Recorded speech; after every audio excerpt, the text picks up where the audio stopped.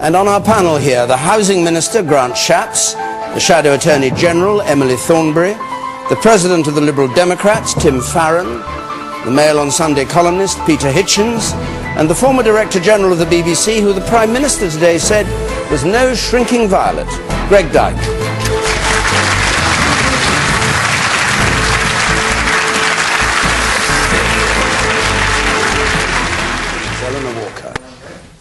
Is it appropriate for Rebecca Brooks and David Cameron to be professionally, definitely in this together? This is, of course, the tweet that came from Rebecca Brooks to David Cameron when he was about to make his big speech, his text message saying, "We're definitely in this together, speech of your life, yes he can." Isn't this whole Leveson inquiry a case of the chattering classes scrutinising its own navel?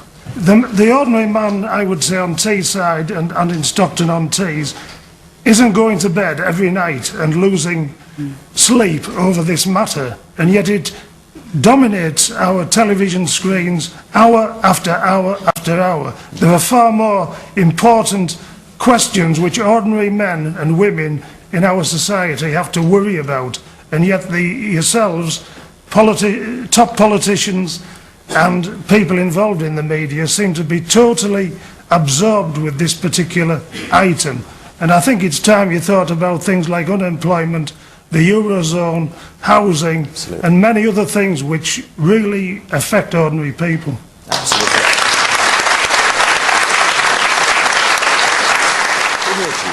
Well, first of all, can we get rid of this horrible expression, appropriate or inappropriate, and return to those nice, simple words, right and wrong? Was it right or was it wrong? Secondly, it seems obvious to me that the proper relationship between the press and politicians is that between a dog and a lamppost. Always should be, most of the time has been, and I do feel that it was extraordinarily unwise in getting so close to somebody, for a senior newspaper executive to get so close to the government, to actually put themselves so very much in the government's pocket that they became effectively a part of government. And I remember the day that The Sun came out with its ridiculous trumpeting of praise for David Cameron, and the absurd semi-literate article which he penned, in which the main burden of it was that he was suddenly converted to the ludicrous cause of our war in Afghanistan, for which people are still dying today, even though he can't, when asked, explain why British troops are there. I do think that there's something very unhealthy about journalists actually becoming servants of government. I think that's one of the worst things about this. But there is another point. The gentleman at the top of the hall said that we should be discussing more important things. And I don't disagree with him that there are more important subjects than a lot of what's come up at the Leveson inquiry. But it does seem to me that freedom of the press is a very important part of our liberties. And the Leveson inquiry is constructing a coffin for freedom of the press in this country. It is absolutely amazing to watch politicians who are proposing to institute surveillance on everybody's phone calls, emails and computer activity, launching an inquiry into the press because of phone hacking. Now, the thing about phone hacking is it's absolutely disgraceful and wrong, but it is against the law. And if you have been caught doing it and prosecuted for it and convicted for it, you will go to prison. There is no politicians' complaints commission. There isn't anything you can do about the politicians who fail you. There isn't actually much you can do about judges who fail you either. And yet here we have lawyers and judges happily smiling together as they prepare regulations which will make a free press in this country impossible. That is important. I think you should bear it very strongly in mind. Thank you. I'll take a couple more points and then we'll go on. I think the popular press in this country has been out of control for 20 years. And not all the time, but a lot of the time. And I think what has to come out of this is a proper system whereby an individual can complain, that complaint is properly investigated, and if it's investigated and it's found that wrong has been done, there is some sort of compensation. Now that seems to me, that's all you need to get out of this. You need to get, it's nothing about censorship, it's nothing about stopping you writing what you want to write, it's about saying, Is what you've done fair? Is it right? Is it proper? And if it's not, you have got to compensate. I think it's amazing to hear that coming from a former Director General of the BBC, an organisation to which it is almost impossible to complain about anything. You can't even get through to it most of the time, which is itself enormously powerful and insensitive to there was a complete in the BBC. There always was, and there is a complete complaints process, and there is a right of appeal to Ofcom if you're not. Well, you've obviously never used it, but if you had, you'd know how much use that was. But I'm also amazed about this huge fuss about the Murdoch empire being very close to prime ministers. Before the last election, David Cameron had a meeting with the present Director General of the BBC in his offices in the Palace of Westminster, and I tried, and a colleague of mine tried, through Freedom of Information, to find out what had taken place at that meeting, and they wouldn't tell us, because the BBC is exempt from freedom of information in such queries, and wasn't in any way obliged to tell us. Yet the BBC is paid for by everybody in this country through a poll tax. I think that's much more important, actually, than a lot of what we're discussing. I don't know. Certainly, when the time I was there, I think I ever had one meeting with the Prime Minister. Because Rupert Murdoch has been dictating the terms of debate for this country for 30 years. And you talk about unemployment, the health service, the economy. What governments do on those issues is dictated by this man who's not even a British citizen. So it's nothing esoteric about that. So are the Liberal Democrats going to agree with Ed's suggestion that the ownership should be between 20 and 30%? We've been calling for this about 30 years, Emily. So we're going to vote together on that? I wonder if Ed Miliband said this when he was having, schmoozing over drinks and nibbles with Rupert Murdoch at his garden party last night. Oh, come on, you're just jealous. It's only because you're such a small party. Nobody cares about it. You haven't had Don't forget. So, hold on. Now, wait a minute. Do you agree with Community Secretary Eric Pickles that problem families have had it easy for too long? The problem families have had it easy for too long. Eric Pickles, the Community Secretary, has said that it was costing 9 billion a year. 120,000 troubled families were costing the state 9 billion. Well, I don't think it's anything. We're entitled to sit here, any of us, and start saying anybody is having it easy in the poorer parts of our country. That's not the point. The point is whether they are being given the sort of help they really need. I don't think that compassion should necessarily be expressed by throwing money at these people. I think that Eric Pickles probably feels the same way, but because this government is in effect a fraud which makes conservative statements and does no conservative things, nothing will come of this. But I think that his general idea that what we need to do is to look at the reasons why we have so many problem families, which are fundamentally the destruction of the married family by the deliberate subsidizing of fatherless families and an enormous welfare-dependent class, then we might be able to do some good. But it doesn't do any good being rude to people, except to politicians who deserve it. It doesn't do any good being rude to people who are at the bottom end of society. Many of them are acting perfectly rationally. If you create an enormous welfare state, people will obviously go and collect the welfare which is offered to them, and they will behave in the way which the welfare state persuades them to do. That's why we're in such a mess. But until we get serious welfare reform aimed at bringing back the solid family life which people used to enjoy in this country and which used to be particularly good for the upbringing of children, then these problems will persist. And I just think Eric Pickles is showing off and pretending to be a conservative without actually being one, and offending people without doing any good. Yes, sir. I find it quite amazing that we're focusing on welfare when the recent study found that that chief executives in the FTSE 100 companies have increased their salaries by an average of 12%. Surely if that money was redistributed, there'll be less people on welfare and more people being able to get off welfare and get jobs and be able to cope better in the recession. Well, no, if the money were redistributed, there'd be more people on welfare, wouldn't there? Because there'd be more money to spend on it. In terms of what? In terms of chief executives here? Before I came along today, I was advised to do, yoga, deep breathing, and to make sure I didn't get wound up by Peter Hitchens. But I just have already, and we're only on the second question. I suppose that given that my family that I was brought up in was fatherless, and I suppose the fact that my mother was on benefits and we lived in a council estate means that we were one of the problem families that you talk about, Peter. But actually, do you know what? We had a solid family life, and we did did well, and me and my brothers did well, and my mum struggled. And how dare you say that women who single parents on council estates living on benefits are therefore, by definition, problem families? How dare you? Well, how dare you?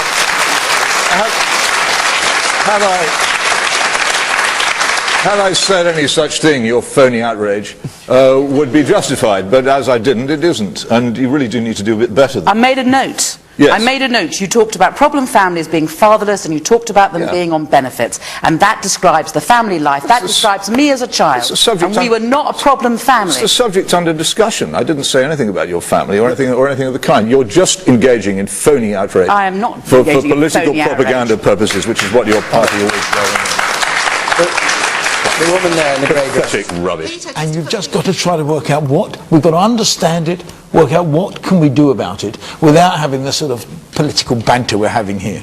Well, the problem with that is that if you try and suggest what you should do about it, you get buckets of slime chucked over you by Labour politicians, and there's an end to it. There is a simple problem. Almost all serious work on the problems of problem families, the phrase not introduced into this discussion by me, in any major country, any major advanced country, will tell you that these problems are concentrated where there are no fathers. And if you won't do anything about that, then, and indeed, if you continue to pursue policies which create more and more fatherless families, you'll get more of it. I'll carry on saying it however many times people chuck buckets of slime over me for saying it, because it is important and needs to be addressed. The woman in orange there. I think that's a classic example of the media having too much power, actually, what you've just said there. But I wish I did have power. Going back to the... Please. Can the panel please recite a poem that they learnt by rote at school and explain how this has been useful in their subsequent careers?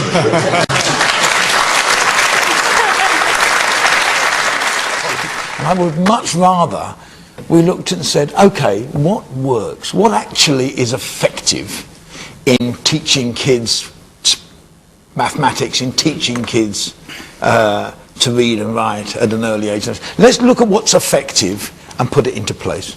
Let's not, but if we're going to change this every 5 years as another government comes in, it's pretty depressing.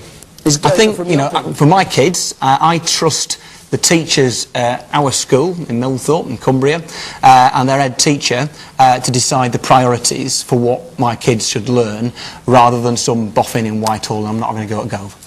Right. I think that it is not the job of politicians to meddle in the minutiae of the curriculum. I think that it is important. I think that the league tables were important. I think that it is important for parents to be reassured that children are spending a certain amount of time a week on the basics. But I think otherwise, politicians should listen to the experts, and the experts are teachers. And we have excellent teachers out there, and we should trust them.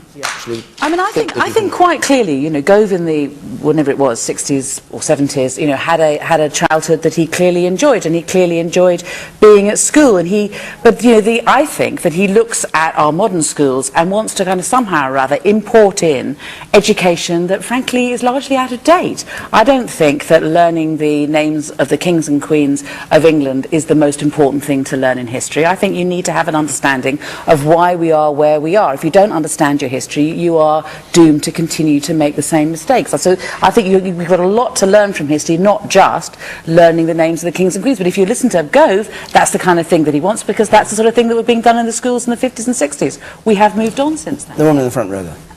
I teach 5-year-olds, and we've been doing poetry, and they love exploring it, they love reading it, they love writing it, their own, etc., etc. Making them sit down and recite poems would just be a waste of my time and a waste of their time. And I would love Michael Gove to actually come into school and try and teach 5-year-olds poetry and see what he These proposals that Michael Gove puts forward. You don't want me to pass this test? Well, all right, you can spell accommodate. Okay. Spell accommodate. A-double-C-O-double-M-A-O-D-A-T. But I'll do your poem as well, because I've been asked to. Into my heart an air that kills from yon far country blows. What are those blue remembered hills? What spires, what farms are those? It is the land of lost content. I see it shining plain, those happy highways where I went and cannot come again. And I'm very pleased.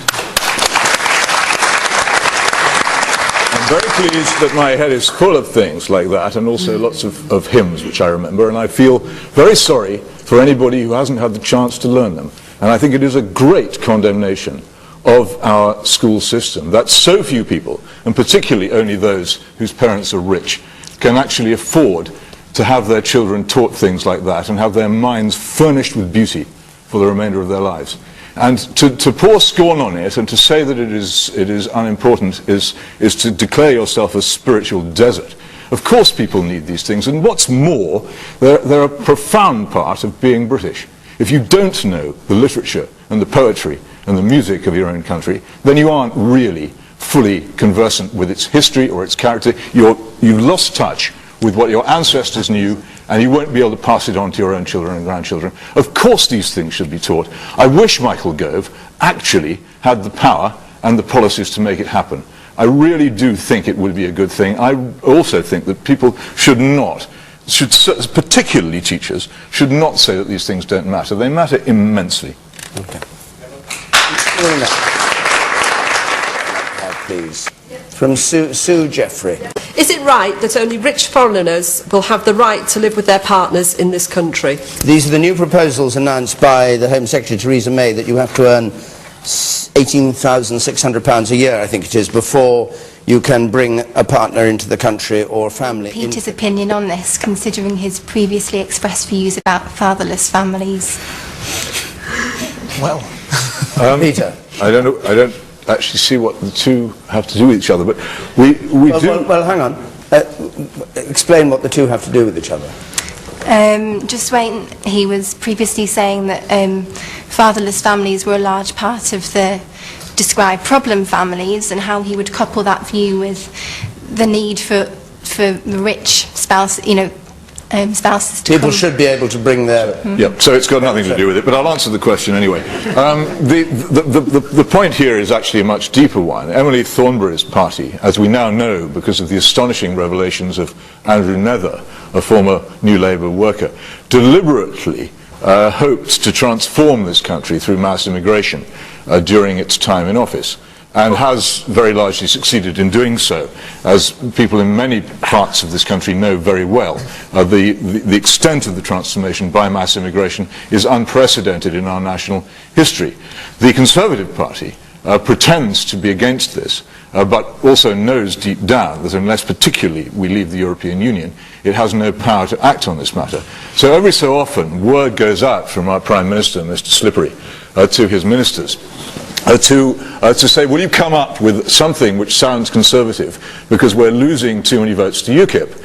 And so out comes Eric Pickles with his stuff about problem families, and out comes Theresa May with her guidelines about immigration. I promise you, none of these things will happen. There will be no difference. The mass immigration will continue at its unprecedented levels. The country will continue to be transformed. If you're in favour of that, then that's fine. What my problem is, nobody was ever asked about whether we wanted this. And by the time we discovered that it had happened, it was too late to do anything about it. And I really do think people should be a little bit more discontented about that than they are. Okay. Thank you. Dad, if we could have that, please. Is it right that all our emails and Facebook messages can be viewed by the police and security services in the new communication day bill that was announced earlier on this morning? Okay, the new announcement that emails and Facebook messages can all be viewed by the police. You have to be very brief on this. Peter Hitchens, I'll start with you. Be quick if you would. No, it's absolutely wrong. It's terribly dangerous. Governments should never have this much power over us, and it seems to me that the more we fail to control crime and disorder in this country, the more powers the government accrues to itself to survey and interfere in the lives of the innocent. And I think that it is a very, very serious threat to liberty, and it should be resisted by everybody with spirit. Greg Dyke.